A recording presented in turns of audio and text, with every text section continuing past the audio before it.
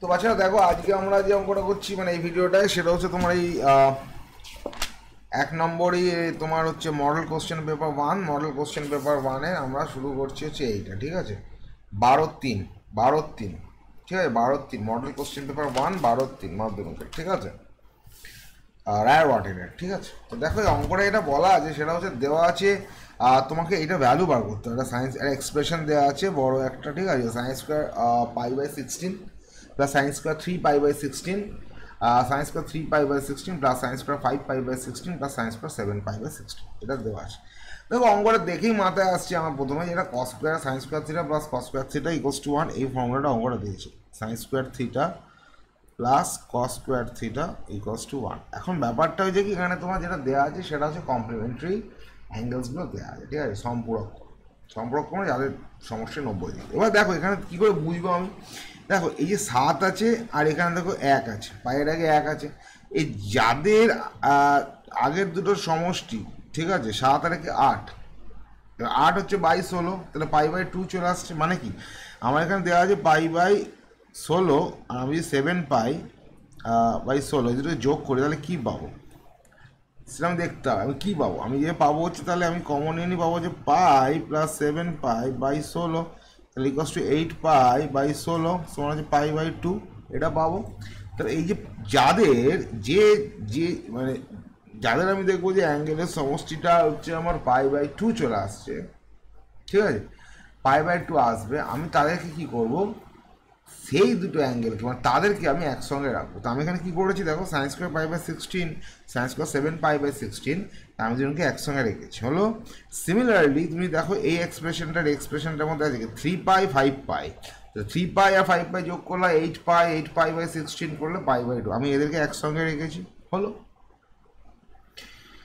তো science square π/16 তো আছে, আমি সায়েন্স স্কোয়ার আবার 7π/16কে তাহলে আমি কি লিখতে পারি, 7π/16কে আমি লিখতে পারি তাহলে π/2 মাইনাস π/16, এখানে আমি দেখলাম, ঠিক আছে? π/2 মাইনাস π/16, 7π/16কে আমি লিখতে পারি π/2 মাইনাস π/16। কারণটা কি, কারণ এই দুটো তো যোগ করছি, এই দুটো যোগ করছি, এবার 7π/16 আর π/16 যোগ করলে তো π/2 আসছে না, সিম্পল ব্যাপার, ঠিক আছে? π/16 প্লাস 7π/16 এটা সমান π/2, আর টাইম পাচ্ছি 3π/16 প্লাস 5π/16 ইকুয়ালস টু π/2, ঠিক আছে? তাহলে আমি লিখতেই পারি এখানে লিখতে 7π/16 এর জায়গায় আমি লিখতে পারি π/2 মাইনাস π/16, আমি লিখতে পারি 1।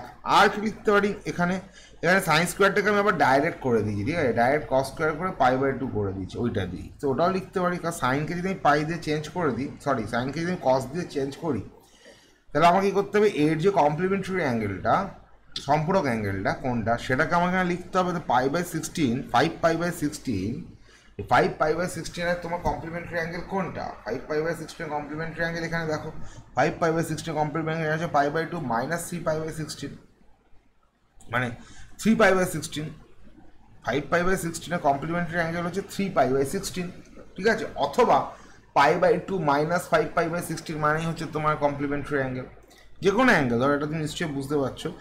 থিটা যদি একটা অ্যাঙ্গেল হয় তাহলে কমপ্লিমেন্টারি অ্যাঙ্গেল কি, π/2 মাইনাস থিটা, ওটাই আমি করেছি, ঠিক আছে? এটা কমপ্লিমেন্টারি অ্যাঙ্গেলের কোশ্চেন আছে এর মধ্যে। তো 5π দুটো রাশি আমি দুভাবে লিখেছি, যাতে আমি দুটো কনসেপ্ট এখানে এক্সপ্লেন করতে পারি। একটা তো আমি 7π/16 আছে, 7π/16টাকে আমি এই সাইন স্কোয়ারটা একই রেখেছি, দেন আমি π/2 তোমার মাইনাস π/16 আমি লিখেছি, ঠিক আছে? এটা হচ্ছে একটা অপশন, মানে কি, আমি 7π/16টাকে আমি π/2 আকারে এটা এখানে লিখছি। হলো, আর এখানে আমি কি করেছি দেখো, এখানে আমি একই করতে পারতাম, কিন্তু আমি এক্সপ্লেন করার জন্য একটু আলাদা করেছি। সাইন স্কোয়ারটাকে আমি কসে চেঞ্জ করে দিচ্ছি, হ্যাঁ? কসে যদি আমি এটাকে চেঞ্জ করি তাহলে আমাকে কি করতে হবে, আমাকে যেটা করতে হবে হচ্ছে এই অ্যাঙ্গেলটার কমপ্লিমেন্টারি অ্যাঙ্গেল লিখতে হবে। এই অ্যাঙ্গেলটা যে সম্পর্ক কোণ, সেটা কি π/2 মাইনাস এটা, সেটাই আমি এখানে লিখে দিচ্ছি। এই হচ্ছে ব্যাপার, সিম্পল ব্যাপার, আমি দুটো এক্সপ্রেশনে আমি করতে পারলাম এখানে, ঠিক আছে?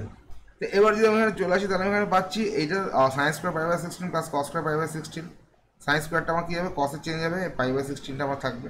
আর এখানে সাইন স্কোয়ার 3π/16, সাইন স্কোয়ার 3π/16 কোথায় গেল এইটা, আর এখানে আমার কস স্কোয়ার π/2 মাইনাস 5π/16 আছে, কস স্কোয়ার 3/16 হবে। তাহলে এইটা কী হলো science square theta plus cos square theta, এটা হলো science square theta plus cos square theta, এগুলো ভ্যালু এক লিখে দিলে আনসার চলে এলো 2। সিম্পল অঙ্ক, ঠিক আছে। অনেক সময় কমপ্লিমেন্টারি অ্যাঙ্গেলের যে কনসেপ্টটা আছে অনেকে অ্যাপ্লাই করতে পারে না, কারণ খুঁজে পায় না যখন পাই বাই যা থেকে। আমার খুব হতো এটা, তাই জন্য আমি একটু এটাকে ভেঙে এক্সপ্লেন করে দেওয়ার চেষ্টা করবো, ঠিক আছে।